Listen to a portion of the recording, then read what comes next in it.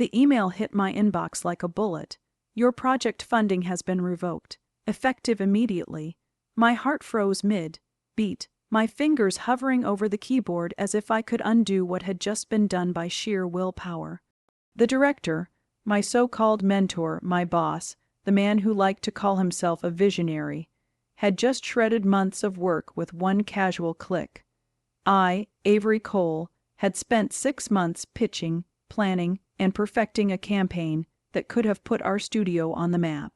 It wasn't just a budget. It was my career, my reputation, everything I had worked toward since my first unpaid internship in the gritty marketing trenches. And now it was gone. I looked up at the office ceiling, fluorescent lights flickering lazily. The air smelled faintly of burnt coffee and corporate indifference. Across from me, my coworker and friend Mia leaned back in her chair, watching me with wide eyes. Did he really just do that? She asked, her voice trembling. Yep, I muttered, gripping the edge of my desk so hard my knuckles went white. Last-minute cancellation, no warning, no explanation. Mia shook her head, running a hand through her messy bun. I mean, you know him, he always has some excuse. I slammed my laptop shut. Excuse? He just destroyed my work, all of it. That's not an excuse. That's sabotage. The director, Julian Crane, was a tall man with sharp suits and a sharper tongue. He could charm an entire boardroom into giving him whatever he wanted, and then cut down anyone who got in his way with a single smirk. He had a way of making you feel lucky to work under him, while simultaneously reminding you that one misstep could end your career. And somehow, despite all of that, I had trusted him. I remembered our first meeting vividly. Julian had leaned back in his leather chair, fingers steepled, eyes glinting with something I couldn't place. You've got potential, he had said, but potential isn't enough. I need results. Impress me, Avery. Show me you're indispensable. I had poured myself into that project. Late nights, skipped lunches, endless revisions. Every email I sent, every deck I crafted, I had done thinking, this will make him notice. This will make him respect me, and now, respect wasn't enough. I stared at the empty space on my laptop where the budget files had once gleamed like golden promises. Something inside me tightened. A mixture of rage, disbelief, and a strange, growing determination. Julian was a man who thrived on control. He liked to remind everyone that he held the keys to the studio, that without his approval, you were nothing. But what he didn't know was that control could be challenged. Carefully, strategically, and that's exactly what I was beginning to plan. Mia leaned closer, whispering, Be careful, Avery, if anyone finds out you're thinking. Revenge. I know, I said, voice low but steady.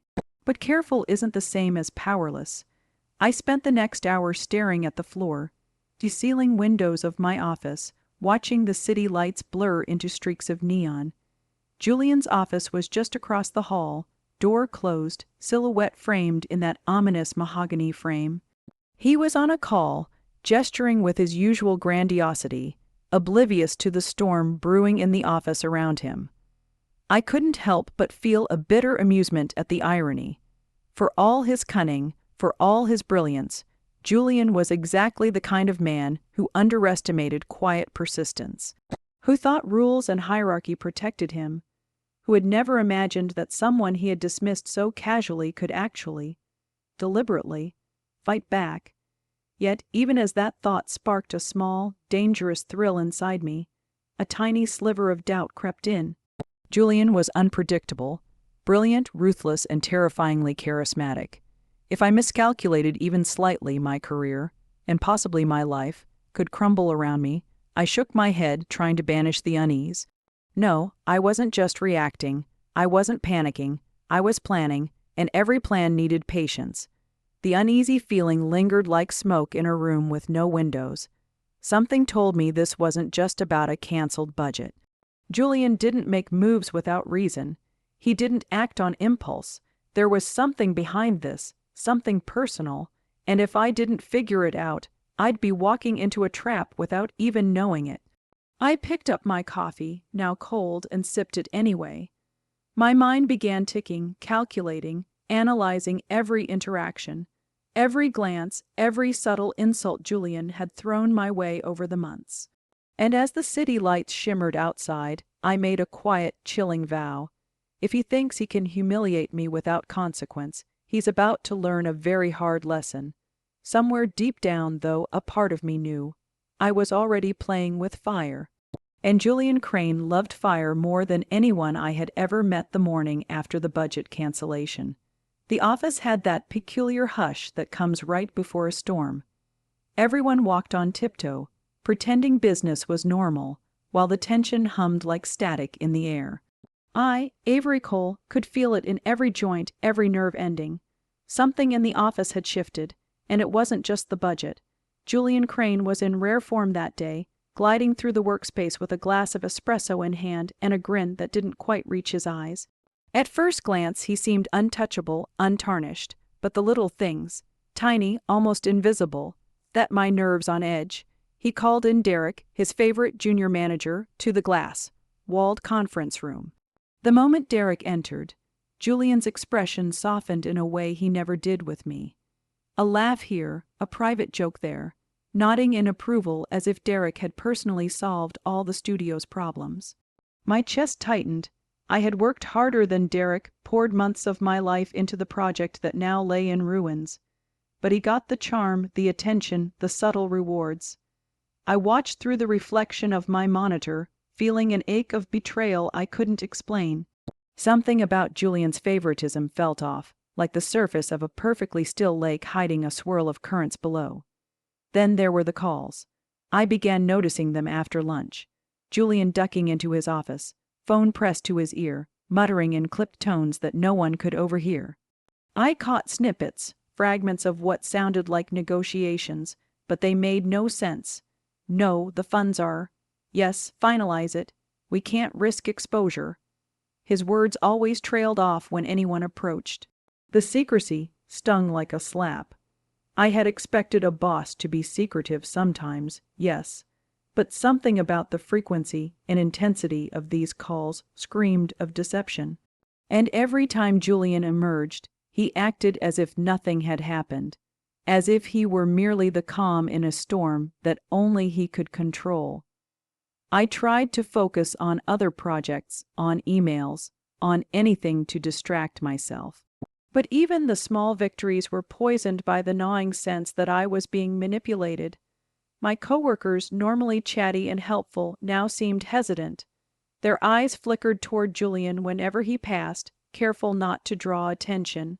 It was subtle, almost imperceptible, but unmistakable to someone hyper-aware like me. Lunch was no refuge. I sat alone, scrolling through the company messaging app, noticing that Derek had received yet another priority approval for a minor campaign that I had already completed weeks ago. Every tiny favor, every overlooked task, built a picture I didn't fully understand, yet one that screamed of unfairness. It wasn't just the favoritism. Money issues seemed to be following me too. I had submitted a reimbursement request for equipment, crucial tools I had purchased out of pocket to keep my project afloat. Days passed with no reply. Meanwhile, Julian handed Derek a petty cash advance for something trivial, a glossy brochure, for a campaign that didn't even need it. I clenched my fists under the table. It wasn't just frustrating, it was exhausting. The mental gymnastics of keeping track, the constant questioning of whether I was imagining it, were wearing me down. I hadn't slept well since the budget cancellation. Nightmares flickered behind my eyelids, Julian smiling while holding my project in shreds, Derek laughing, and the office, silent, complicit. Even the smallest interactions with Julian were now loaded with tension. When he spoke to me, it was always measured, polite, like a predator testing a cornered animal. A single compliment, then a sudden coldness, a request for clarification, then a pointed reminder of my limitations. "Have you updated the Johnson account proposal yet?" Julian asked one morning, his voice syrupy, with a hint of impatience hiding underneath. "Yes," I said, trying to keep my tone neutral. "Sent it last night." He glanced at his phone, smirked slightly, and nodded. "Excellent, let's hope it's up to standard." I felt my stomach twist. Was that a compliment or a warning? I couldn't tell, and that was the thing.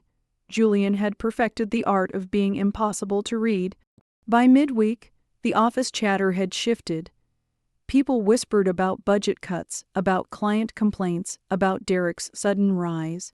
But whenever anyone tried to confront Julian, he had a prepackaged calm, a rehearsed explanation, a way of twisting the narrative so convincingly that doubt crept in even in me. Was I overreacting? Had I misread months of hard work for slight miscommunications? The question gnawed at me, a persistent echo I couldn't silence. But then came the most glaring red flag, the one that made my heart stop.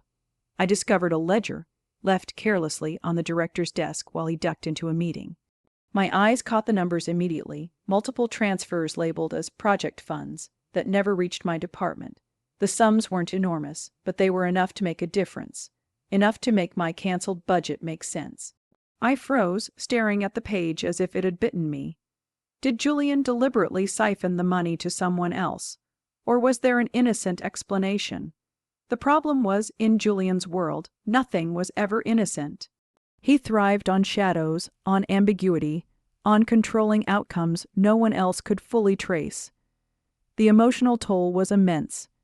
Each discovery, each suspicious interaction, felt like another brick in a wall pressing against my chest.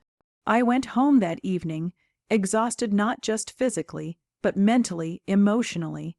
My apartment, normally a sanctuary, felt oppressive. The laptop glowed in the corner, and I couldn't look at it without imagining Julian's smug expression over my ruined project. I spent hours replaying every conversation, every glance, every interaction. Derek's subtle smirks, Julian's selective praise, the strange phone calls. Each detail hinted at a betrayal I couldn't yet define.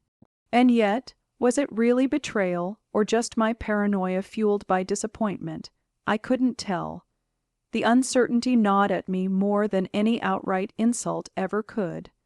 I sat at the kitchen counter, coffee cooling in a chipped mug, and tried to breathe. My mind refused to rest. The unfairness, the favoritism, the hidden funds. It all pointed to something, though I couldn't articulate it yet. I knew one thing: I couldn't confront Julian directly, not now, not without evidence, not without a plan, and so the suspense of suspicion became my constant companion. Every phone ring made my heart skip. Every casual meeting felt like a test. Every minor interaction held a hidden threat. Something was wrong, I realized, in a way I couldn't shake. Julian Crane was hiding something, whether it was greed, malice, or manipulation, and I had to find out before it was too late. The line between reality and paranoia blurred as I lay awake that night. Every shadow on the wall seemed to pulse with intent. Every memory of Julian's smile felt loaded with meaning, and deep inside I knew this wasn't over, not by a long shot. It happened on a Thursday. Ordinary, like any other day, until I walked into the office and realized that ordinary had died somewhere between the fluorescent lights and the polished floors. I was halfway through my morning coffee when I heard the hushed voices in Julian's office. My curiosity, a trait that had gotten me both promotions and headaches, couldn't resist. I crept closer, careful not to make a sound, pressing my ear lightly against the cold glass. Absolutely, Julian's voice said, calm and deliberate. The funds have been redirected. The Cole project, gone. That's final, no trace. Make sure nothing leaks to HR. The words hit me like a physical blow. Gone. Final, no trace. My stomach plummeted. The whispers of favoritism, the late night calls, the ledger I had glimpsed. All of it suddenly made sickening sense. Julian hadn't just canceled my budget at the last minute. He had deliberately killed it. He had siphoned the funds I had been entrusted with, ensuring my project, and me, would look incompetent, unprepared, expendable. Do you realize how much this will cost the studio? The other voice replied. It was Derek's, unmistakable. There was no shame in his tone, only excitement, the thrill of someone watching a scheme unfold perfectly. I don't care, Julian said, with that cold, almost reverent authority I had come to fear. It's about control. It's about sending a message. Avery Cole needed to be reminded where she stands. No exceptions, no mercy. I stumbled backward, gripping the edge of my desk so hard I thought I might break it. My coffee sloshed over the rim and spilled onto the floor, steaming in angry puddles. My vision narrowed. Control, mercy, he betrayed me, my work, my trust, my effort, for what? For months, I had believed Julian was a difficult boss, a man who demanded perfection and rewarded manipulation. But I had never imagined he was capable of outright sabotage. My project, the one I had poured my soul into, the one that had the potential to elevate the studio did. And for what? To boost Derek, to flex his power, to assert dominance. The realization hit me in waves. First disbelief, so sharp it made my hands tremble. Then heartbreak, a deep, gnawing emptiness that made it hard to breathe. And finally rage, a white-hot, uncontrollable fury that spread through me, sharp and unrelenting. I sank into my chair, head in my hands. My brain replayed every interaction from the past weeks, now colored by the new, bitter truth. The late approvals Derek had received, the secretive phone calls, the small acts of favoritism that had seemed odd, but forgivable. They weren't odd. They were deliberate, calculated, part of a pattern I had been too naive to recognize. And Julian, he had smiled while orchestrating it all. My mentor, my supposed supporter, had betrayed me in the most personal, humiliating way possible. He had weaponized his authority against me, stripped me of credibility, and left me dangling in professional ruin. I could feel tears prick at the corners of my eyes, but I refused to give them. Julian didn't deserve my tears, he didn't deserve my panic, but what he did deserve, well, that thought made my pulse quicken with a dangerous clarity. I thought of Mia waiting nervously at her desk. I hadn't told her everything. How could I? How could I even begin to explain that my project hadn't just been cut, but actively destroyed by the man we all worked for, the man we all trusted? I needed proof, concrete evidence. I couldn't act on suspicion alone, not yet. Yet the thought of waiting, of pretending, of nodding politely at Julian while he reveled in my defeat, was unbearable. Every fiber of my being screamed for action. I clenched my fists under the desk, knuckles white. He thinks he can humiliate me without consequence. He thinks I'll quietly accept this. He's wrong. For the rest of the day, I moved like a ghost through the office. My colleagues noticed my quiet intensity, the way my eyes followed Julian's every move. I didn't speak unless necessary, didn't volunteer for anything, but internally, I was already strategizing. Every meeting, every conversation, every casual comment was a potential weapon. I was cataloging moments, recording habits, piecing together the puzzle of his duplicity. But the emotional toll was immediate and brutal. Each time I glanced at Derek's smug face or Julian's indifferent smile, my stomach churned. My hands shook during lunch. Even my carefully controlled breathing betrayed me with tiny tremors. Rage and despair intertwined so tightly, it was almost impossible to separate them.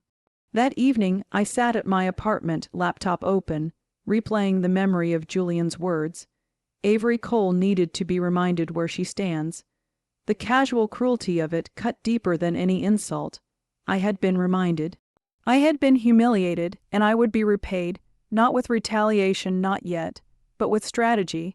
I scrolled through company records, tracking transactions, approvals, and communications. Julian had left traces, subtle but undeniable. Dates, amounts, email metadata, all lined up in a pattern I couldn't ignore. It wasn't just the money. It was the favoritism, the lies, the manipulation. Every small injustice now fit into a coherent picture of deliberate sabotage. The thought of confronting Julian directly crossed my mind, but I immediately rejected it. He was too cunning, too charismatic, too careful. Confrontation would give him the upper hand. No, I needed patience. Precision, a plan that would hit him where it hurt, but leave me untouchable.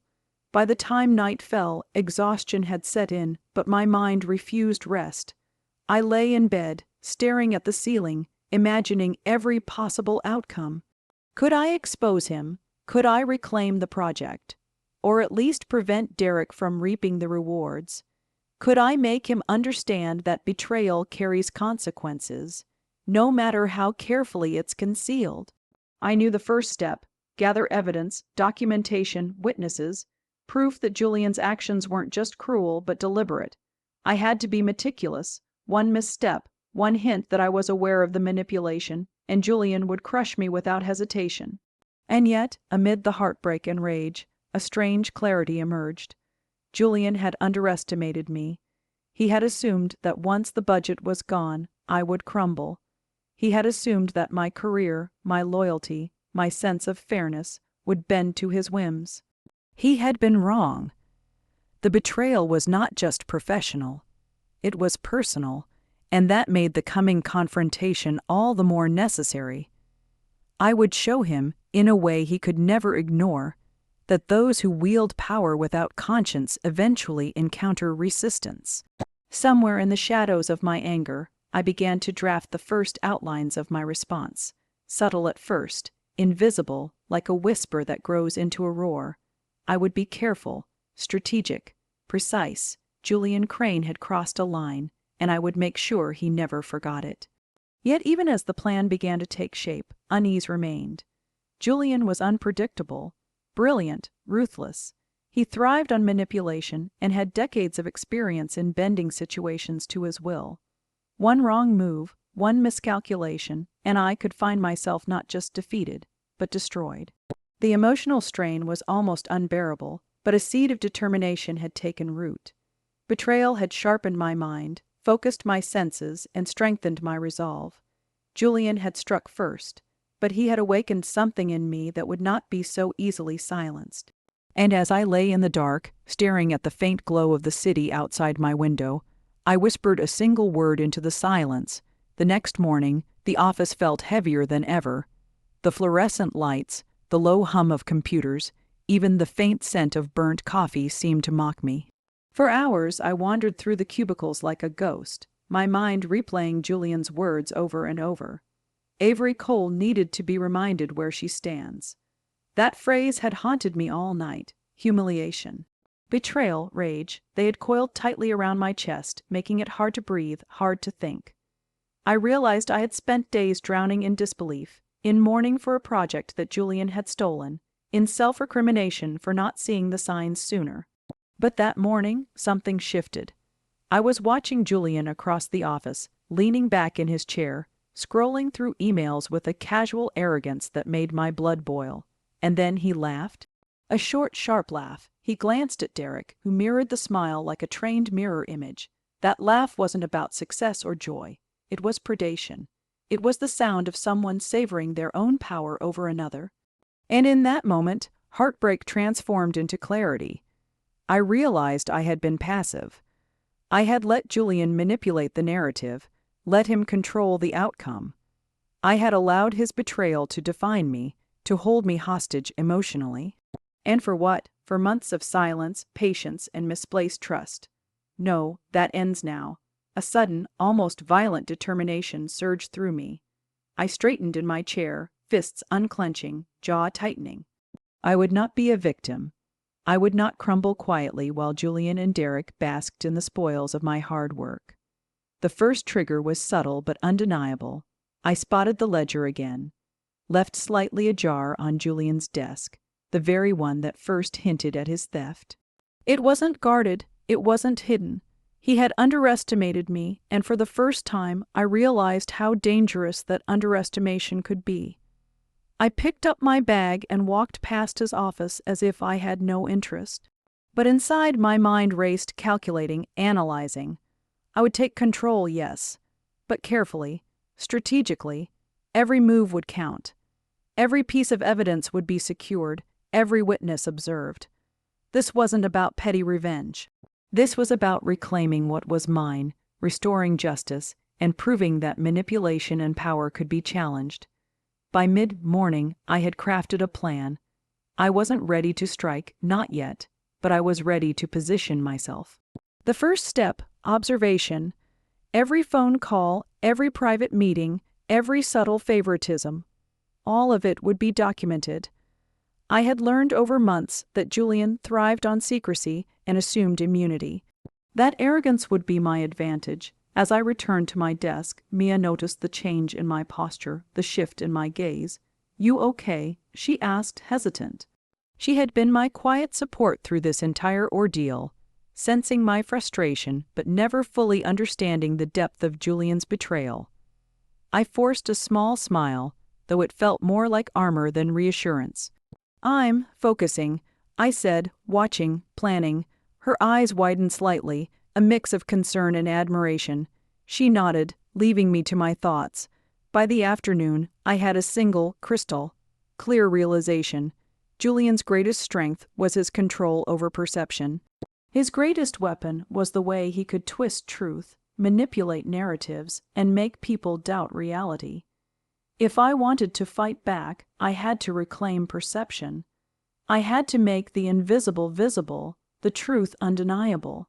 It was a dangerous path, but it was the only path left. The second trigger came unexpectedly. During a meeting, Julian praised Derek for going above and beyond. On a minor client project, he made it sound like Derek had single-handedly secured the account, waving away months of my groundwork. Derek's smug smile cut deeper than Julian's cold words ever could. I felt the familiar pang of heartbreak, but it was immediately replaced by something sharper, resolve. I realized that Julian's betrayal wasn't just personal. It was systematic. He didn't merely cancel my project. He built a narrative to ensure no one would question the outcome. And now I had to dismantle it. Piece by piece. That evening, I stayed late, combing through email threads, expense reports, and approval memos. I documented everything, cross-referenced accounts, highlighted anomalies. Every redirection of funds, every misattributed achievement, every secret meeting became a potential weapon. By the time the office emptied, I had constructed a web of evidence so meticulous that even Julian himself would struggle to twist it. Exhaustion finally caught me as I packed my bag, but the emotional transformation was complete. The despair, the heartbreak, the helplessness. They were replaced by determination, clarity, and a simmering intensity I had never felt before. I paused at the glass doors, looking back at the empty office. For months, Julian had controlled my reality, dictated my career, and undermined my confidence. But now, I felt a dangerous empowerment. I understood the rules of his game, and I knew I could play better. Driving home, I rehearsed scenarios in my head, subtle confrontations, planted evidence, orchestrated leaks. Julian had taught me the mechanics of influence without realizing he was handing me the tools for counterattack. Every lesson he had given me, every manipulation he had used, became fuel for my plan. And then, almost casually, the final trigger settled in, the memory of the first meeting we had, months ago. Julian had leaned back, fingers steepled, and said, "Impress me, Avery. Show me you're indispensable." I had tried. I had poured myself into my work, given him everything he had asked for, and he had betrayed me. The indignity and fury crystallized into one undeniable truth. I would not let him win. Not now, not ever. I returned home, exhaustion clawing at my body, but my mind was electric. Every step, every action, every subtle maneuver would be deliberate. The heartbreak that had threatened to paralyze me was gone, replaced by a single, unyielding focus. Reclaim what was mine, expose the betrayal, and make Julian Crane pay not recklessly, but brilliantly. By the time I finally collapsed into bed, I wasn't just Avery Cole, the betrayed employee. I was Avery Cole, the strategist. Avery Cole, the storm Julian had never anticipated. Avery Cole, determined, patient, and quietly terrifying. And as sleep finally began to pull me under, a single thought echoed through the darkness. Monday morning arrived with the familiar hum of fluorescent lights and the faint scent of stale coffee. But for me, Avery Cole, the office felt like the arena I had been waiting for. Julian strolled in with the same assured gait, perfectly pressed suit, and that infuriating calm that had once unsettled me. He still thought he was untouchable. That made my plan not just possible, it made it inevitable. I had spent the weekend meticulously reviewing every transaction, email, and ledger entry related to my project. I had also started discreetly tracking Julian's movements, phone calls, and meetings. The first step was simple: collect undeniable proof. Julian was clever, but even clever people make patterns, leave traces. Every redirection of funds, every secret memo, every casual comment now became a piece of a puzzle I was assembling with surgical precision. Step 2. Identify allies without revealing my hand. I couldn't act alone, and I couldn't afford to tip Julian off. Mia was the obvious first choice. Her loyalty was unquestionable, and she had seen my struggles firsthand. I approached her quietly during lunch. "I need your eyes and ears," I whispered, sliding a discreet folder across the table. Inside were annotated emails and screenshots showing some of Julian's manipulations, enough to make her understand the stakes without exposing everything. Her eyes widened. "Avery, this is huge. Are you sure about this?" I nodded, lowering my voice. "I can't confront him directly, not yet. But with enough proof, we can turn this around without him seeing it coming." Step 3. Plant subtle observations. Julian had taught me the art of reading people, and I knew that even someone as confident as him had blind spots. I began logging his phone calls, noting inconsistencies in his stories, and watching for patterns in the timing of meetings that seemed off. I made sure these observations appeared casual, as though I was simply noting routine office activity. Step 4. Expose small lies incrementally. The goal wasn't a single explosive confrontation. It was to erode Julian's control. I started with minor corrections during team meetings. When Julian misattributed a budget allocation to Derek, I asked pointed questions, framing them as curiosity rather than accusation. "Julian, I was reviewing the Cole project records, and I noticed the original funds were redirected on May 14th. Could you clarify the rationale for the change?" His smile faltered for the briefest moment before he masked it with his usual composure. "Ah, just a routine reallocation, Avery. Nothing to worry about." But I had seen it. His flicker of discomfort, the tiniest hesitation. A crack, my first small victory. Step 5. Set traps using their own arrogance. Julian loved to boast to show that he was in control. I began feeding carefully chosen hints to Derek, who, eager to prove his loyalty to Julian, took the bait. I mentioned a potential odd discrepancy in passing, knowing Derek would run to Julian with it. The moment Derek brought it up, I had strategically placed evidence ready, not to incriminate myself, but to guide Julian toward his own mistakes. That afternoon, Julian called an impromptu meeting. The team gathered, and I noticed his confident posture, the way he leaned back, assuming he was steering the narrative. But I had a plan. I had anticipated this exact moment. "Julian," I began, calm but firm. I reviewed the budget allocations for the Cole project again. "There are a few inconsistencies I think we should discuss." He raised an eyebrow. "Inconsistencies?" "Yes," I replied, producing a small stack of printed reports. Specifically, the reallocation of funds on May 14th and the subsequent approvals that were unrecorded in the system. I've cross-referenced them with vendor invoices and internal memos. I thought it might be helpful to clarify for everyone. Julian's hand twitched imperceptibly. Derek shifted nervously beside him. The room, previously dominated by Julian's aura of control, suddenly felt taut, like a wire stretched too tight. "I see," Julian said, voice even, but the calm was brittle, forced, interesting. "Avery, I appreciate the thoroughness." I smiled faintly, knowing the seed of doubt had been planted. Step 6. Allow subtle tension to grow. Over the next few days, I continued to present small, verified anomalies. Nothing that would immediately trigger suspicion, but enough to make Julian second-guess himself. Each correction, each pointed question, made him cautious, hesitant, slightly defensive. Meanwhile, I documented everything. Every reaction, every adjustment, every lie Julian tried to cover up became evidence. I began compiling a dossier so airtight that it would survive scrutiny from HR, auditors, and even legal advisors. Step 7. Control the narrative externally.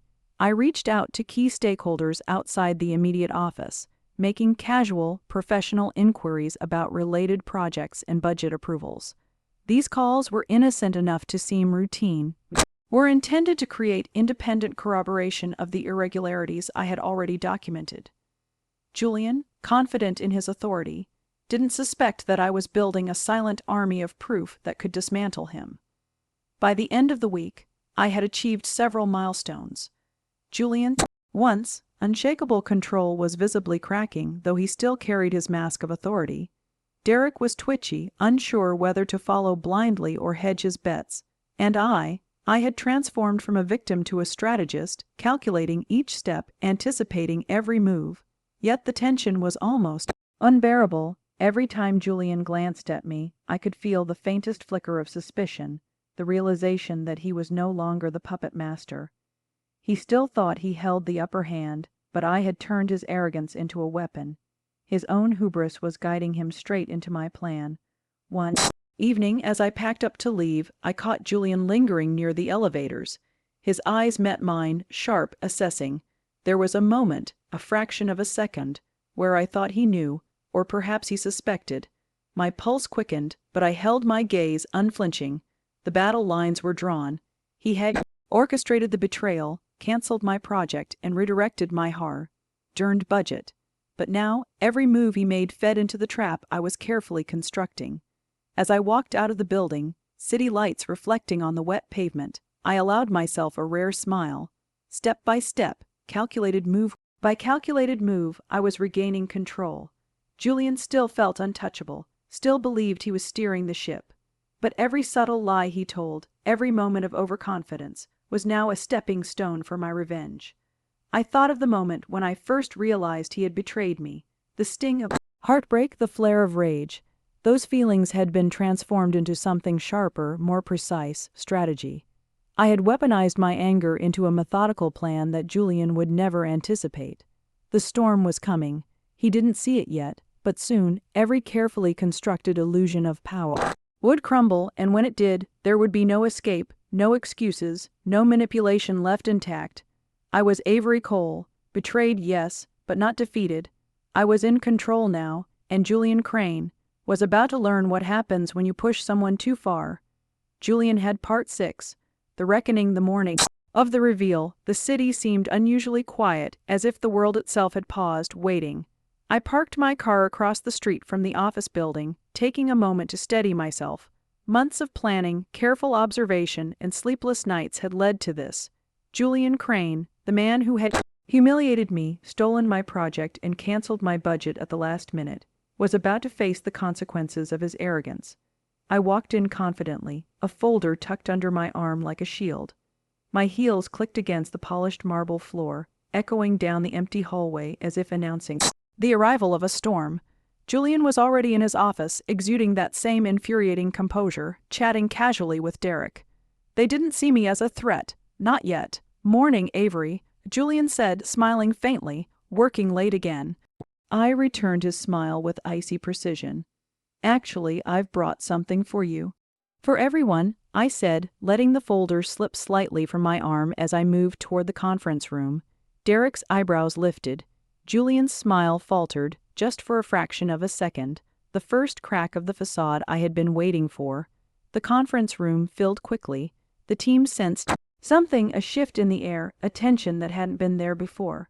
I placed the folder on the table with deliberate care and opened my laptop, projecting the contents onto the screen. Before we proceed, I want to clarify something. I began, my voice steady, controlled. For weeks, I've been reviewing the Cole project budget, its allocations and approvals.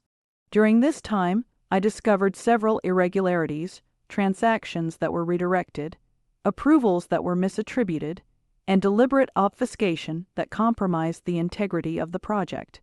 Julian's eyes narrowed, his mouth tightening. He leaned back in his chair, trying to maintain control. Derek shifted nervously.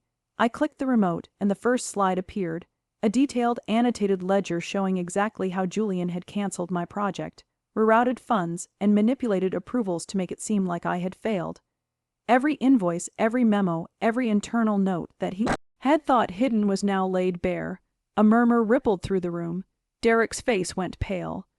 Julian's jaw tightened, his smile disappearing completely. This isn't speculation. I continued, these are facts. each one verified, cross-referenced, and documented. I also have the emails and phone records proving that these actions were deliberate. Not errors, not oversights, but intentional sabotage to undermine my work and control the narrative. Julian stood abruptly, his usual calm replaced by a tension I had only seen in rare moments of true fear. Avery, this is preposterous. You're twisting things. I raised a hand. I'm not twisting anything. Let me show you how it all adds up. Slide after slide displayed the evidence. Vendor approvals redirected, budget allocations erased, emails where Julian had personally instructed Derek to take care of Cole's project quietly. The room was silent except for the soft clicks of the remote and occasional gasp from a colleague who had been unaware of the depth of Julian's manipulation. By the time I reached the final slide, a timeline linking each action directly to Julian's orders, the atmosphere was electric, almost cinematic. Every eye was on him. Even his most loyal allies were now questioning the man they had trusted. You falsified records," Derek stammered, finally finding his voice. Julian's hands shook slightly as he tried to regain control. "It's complicated.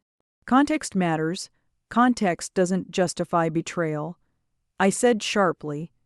"Context doesn't cancel someone's budget at the last minute to make them fail. Context doesn't turn your team against their own member for your gain." I clicked the final slide, showing a comparison of Julian's narrative versus the documented truth. The difference was undeniable. He had played puppet master for months, but now the strings had been cut. Then, for the dramatic twist, I had contacted HR and the company's auditors the night before. They arrived quietly, a subtle reinforcement, but their presence was enough to ensure the room understood this was no longer a private confrontation. Julian's authority, once absolute, evaporated in an instant. HR cleared their throats. "Mr. Crane, we've been made aware of potential misconduct involving project allocations and misrepresentation of approvals. We'll need to investigate thoroughly." Julian's face turned red, then pale. He opened his mouth, then closed it. No words could repair the storm I had unleashed. I paused, letting the tension settle, savoring the moment, not in cruelty, but in the satisfaction of justice reclaimed. "And for record," I said, my voice calm but carrying weight, "this isn't personal, it's accountability. Every action has consequences, and every lie has a cost." The climax had arrived. Julian's empire of control had crumbled in front of witnesses. Derek looked helpless. Julian's confident mask was gone. His carefully constructed world had been stripped down, layer by layer, and he had no way to rebuild it. As HR escorted Julian and Derek into a private office to begin the official investigation, whispers filled the conference room. Colleagues who had doubted me now approached, offering tentative congratulations. But I didn't feel the need to celebrate yet. This was the calm before the final confirmation, the moment when Julian would fully comprehend the repercussions of his arrogance. Later, in a final cinematic moment, I stood alone in the office after everyone had left. The city lights reflected off the glass walls like shards of truth I had finally exposed. I took a deep breath, feeling the weight of months of anger, heartbreak, and sleepless nights lift. Julian's betrayal had been personal and professional, canceling my budget, undermining my work, and attempting to erase my contributions. But in that decisive hour, I had transformed his betrayal into a spectacle of accountability. Every manipulation he had counted on to stay in control had turned against him. I walked past his office one last time.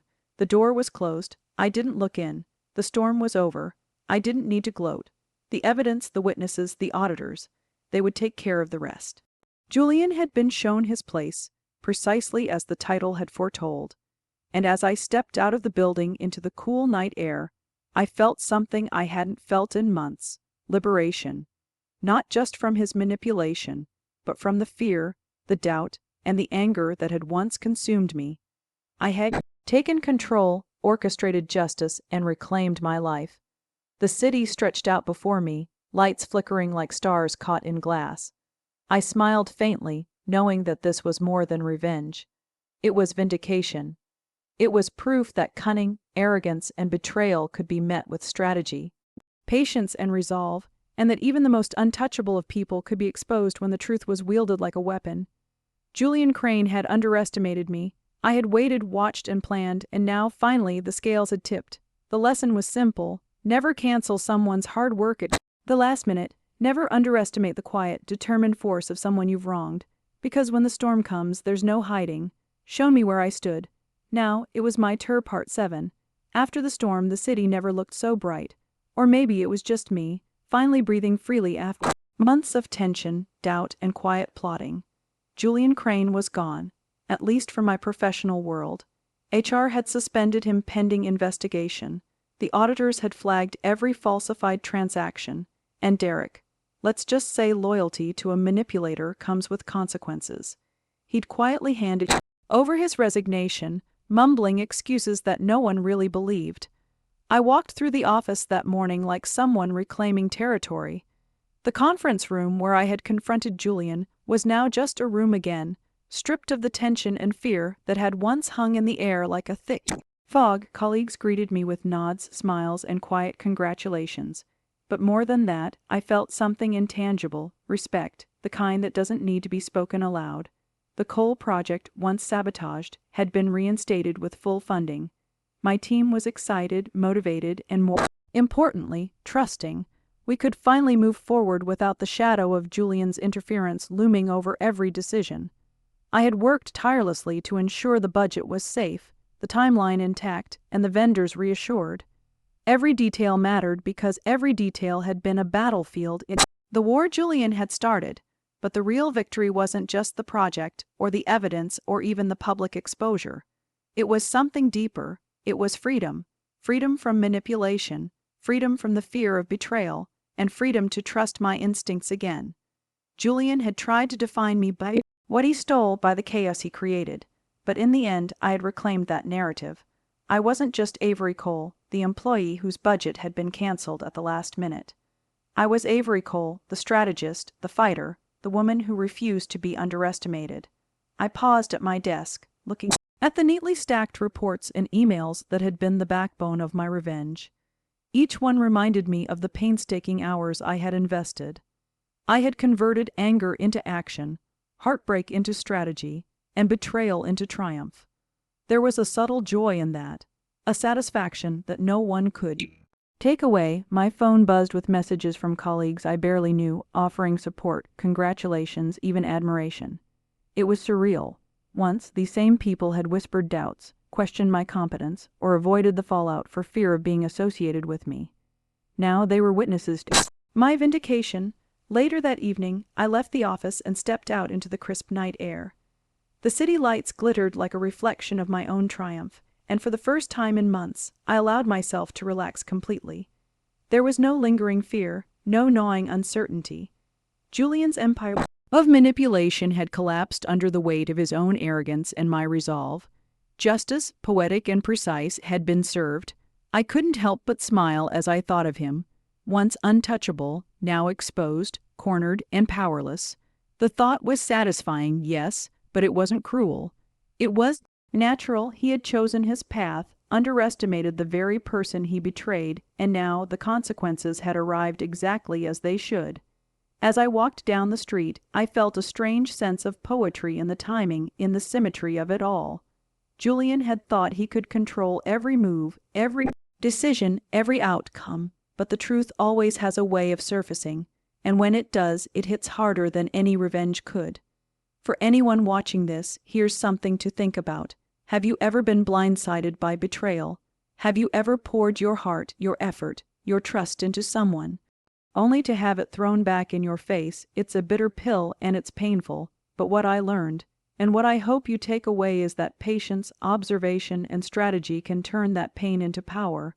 The journey isn't easy. There's heartbreak, sleepless nights, doubt, and fear. But when you reclaim control, when you take the high ground and let truth do its work, the satisfaction is unmatched.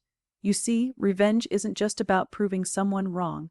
It's about proving yourself right, about reclaiming your identity and your dignity. I invite you to share your stories in the comments below. Have you ever had someone cancel your budget?